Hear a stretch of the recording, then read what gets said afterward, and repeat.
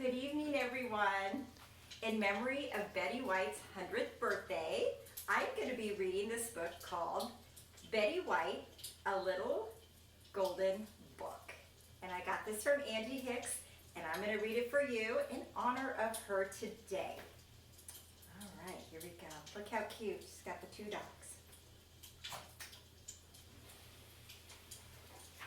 Betty White was born on January 17, 1922 in Illinois and grew up in California.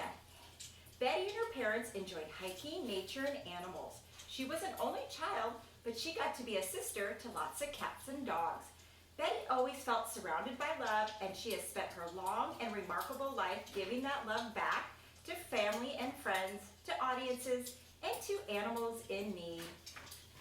Little Betty. When she was young, Betty wanted to be a forest ranger or a zookeeper, but those careers weren't open to girls at that time. Luckily, Betty had other passions. She loved to write, sing, and perform in plays. Early on, she set her heart on being an actress. Betty graduated from high school in 1939.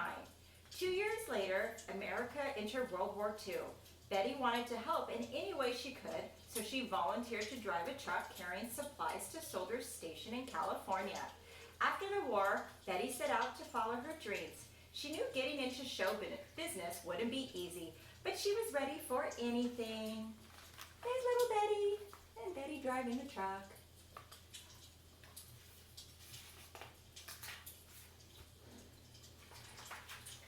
Betty was bright, talented, and beautiful, and funny, but she had to work hard to find jobs.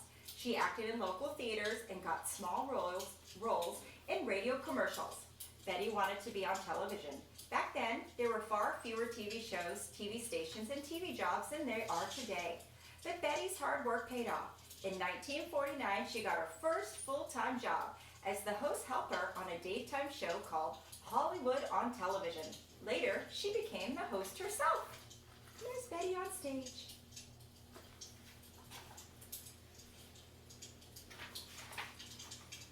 Today, most television actors memorize lines from scripts someone else has written. Not Betty. She had to think on her feet, or wing it, in front of a live studio audience. And there were no breaks because Betty and all the other actors performed in the commercials too. That meant Betty was in front of the camera 5.5 hours a day, 6 days a week. Could she do it? You bet she could. Betty learned a lot and loved every minute, and viewers adored her from the start. There's Betty on the TV station. We've got our dogs here too, which Betty would love. Television grew and changed quickly, and so did Betty. She became one of the first female producers in Hollywood when she co-founded Bambi Productions, named after one of her dogs. On Betty's first show, she had interviewed movie stars. Now Betty and her business partners decided to make a situation comedy or a sitcom about made-up characters. It was called Life with Elizabeth. And this time, Betty was the star.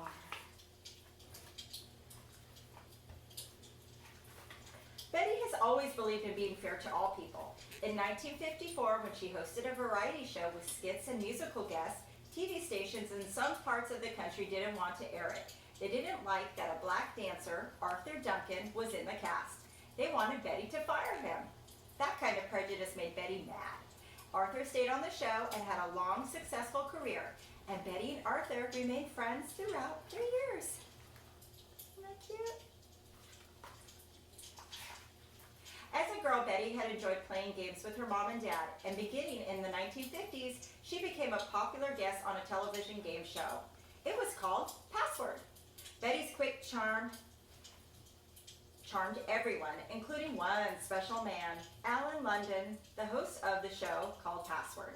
Alan and Betty fell in love. They married in 1963, and Betty became stepmom to his 3 children. Betty and Alan lived happily together until Alan died in 1981. Isn't that cute? Alan has always remained in Betty's heart. Life wasn't easy for her after his death, but staying busy helped her cope. Betty liked new challenges and taking on different roles. She studies, prepares, and works hard. That's one reason she's one of the most successful television stars in history. Betty is especially known for acting in two popular long-running TV shows, The Mary Tyler Moore and The Golden Girls. She won an Emmy for both shows. There's Sophia, there's Blanche, there's Dorothy, and there's Rose.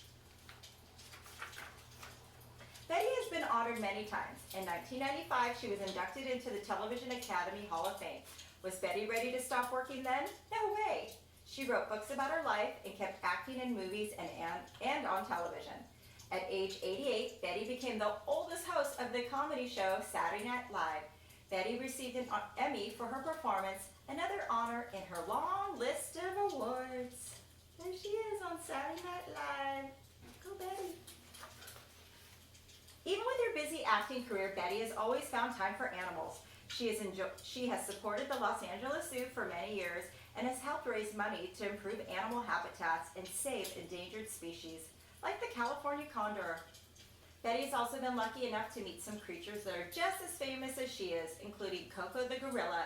Coco knew more than 1,000 words in sign language. In fact, Coco gave Betty the name Lipstick. She made the sign for the word whenever Betty came to visit. There's Betty and Coco. Along with helping wild animals, Betty supports groups that rescue pets, study animal health, and train guide dogs. Betty has loved cats and dogs since she was little. I grew up with pets. In our house, they were more than pets. They were members of the family. When she was 89, Betty adopted Ponty, a golden retriever who hadn't been able to finish his guide dog training. There's Ponty and Betty. Betty's talent and dazzling smile have lit up the world and brought joy to millions. Her passion for helping animals has inspired others to do the same. Betty loves to make the world happy. No wonder people and animals everywhere love her right back. I think everybody needs a passion, whether it's one passion or 100. That's what keeps life interesting. And there's Betty. Happy birthday, Betty. I will miss you, but we have our memories, Golden Girls, books, and Mary Tyler Moore. Yay!